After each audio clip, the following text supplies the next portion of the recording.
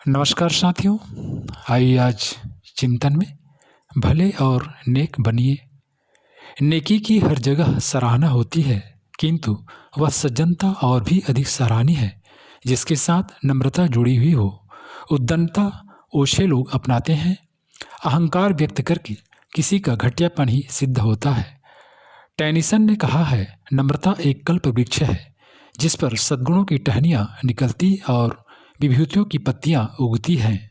ईसा कहते थे, नम्र बनकर रहो। जो अपने को जितना छोटा कहेगा वह दूसरों की आंख में उतना ही बड़ा बनेगा। जिसका स्व संकीर्णता की परिधि से निकलकर व्यापकता के क्षेत्र में प्रवेश करता है, उसका स्वार्थ परिष्कृत स्तर का बनकर परमार्थ का रूप धारण करता है। अपना हित साधने की चिंता और चेष्टा हर किसी को रहती है। यह अपनापन यदि कुछ अधिक विस्तृत बन सके तो दूसरों की चिंता तो इसी प्रकार करनी पड़ेगी जैसे अपने अंग अवयवों की या कुटुंब संबंधियों की करनी पड़ती है। यह वह स्थिति है जिसमें परमार्थ में स्वार्थ और स्वार्थ में परमार्थ का समावेश होता है। परमार्थ के लिए धन संपदा का होना आवश्यक नहीं।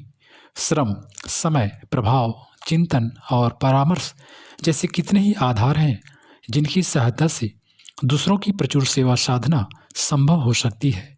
ईश्वर प्रदत्त वैभव मनुष्य की काया और चेतना में प्रचुर परिमाण में विद्यमान है।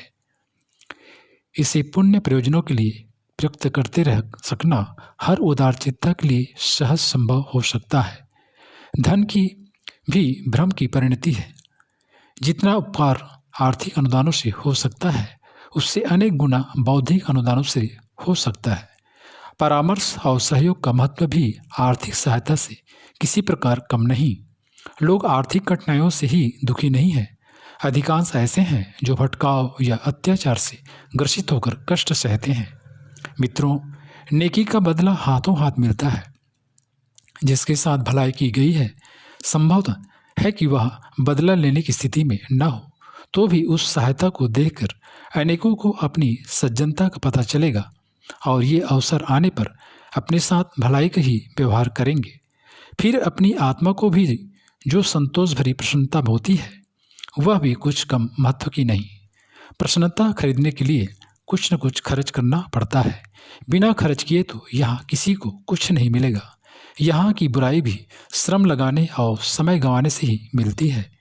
ऐसी दशा में यदि नेकी के निमित्त समय, श्रम या धन लगाया गया है और उसके बदले अपना मनोबल बढ़ा है तो यह घाटे का सौदा नहीं है।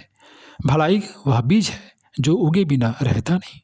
उस पर अच्छे और मीठे फल आते हैं, भले ही उसमें कुछ देर लगे।